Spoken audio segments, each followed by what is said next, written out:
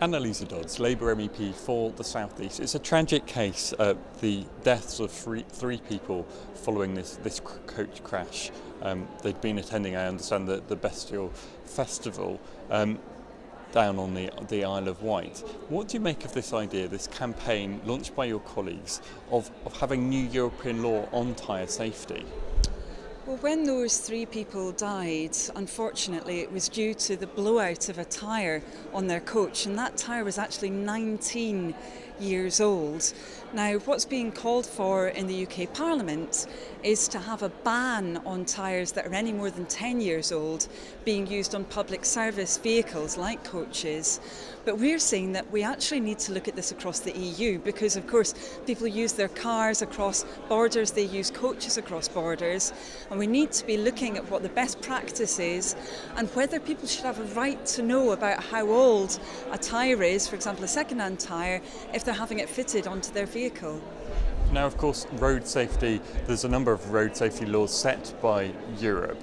Do you see, therefore, a chance of perhaps adapting European law and getting this in as a new element that, in other words, you might get support from out here in Europe for this? Well, we've just had a change in all the top civil servants in Europe, so we've got a load of new commissioners, including a new one for transport, and that new commissioner has certainly said that she's interested in working on road safety. Obviously, we've still got a huge problem with many accidents on our road. It's one of the riskiest ways of travel, actually, unfortunately, but of course one of the most popular as well. So I think we are thinking, well, where can we work together, not to put additional burdens on motorists, but to actually help people, because most people want to know how old a tyre is when they buy it. I mean, I know that I've had supposedly good quality second-hand tyres put on my car before, and I've used them for a couple of months and then discovered they're not good quality at all, and they must have been pretty old. Do you think there's a chance then, given that the Commission is interested in road safety as a topic, do you think there's a chance then of getting new European law? It's can be a very long and slow process, but do you see the potential political support for this, and not also beyond political support, also support from industry and campaigners and so on? Well, I think we've seen some amazing campaigning around these issues, not least by one of the parents of the people who sadly died in that coach accident. Also, there is, I think, support from industry to have a level playing field really across Europe.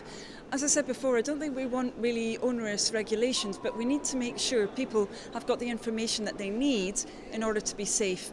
So I think the first thing we want to do, and certainly one of my colleagues, Teresa Griffin, is pressing to have a study of what actually does occur across Europe when it comes to knowing about the age of tyres. Are there regulations in different countries? Can we learn from best practice? And then do we need to put something into practice at EU level if that's not enough? These families, you mentioned the families of the victims, they've obviously gone through an awful event. If you could get new European law, do you think to some extent that would help them, avoid similar situations happening again, give them some support for the future? Well, one would hope it would, and certainly I think the campaign that's been waged to improve road safety is absolutely fabulous, and you marvel at the strength of people when they're in such a difficult emotional situation to keep fighting in that way. So I think it's incredibly admirable, and I think it has got people focused on this issue, which, let's face it, most of us are already aware about.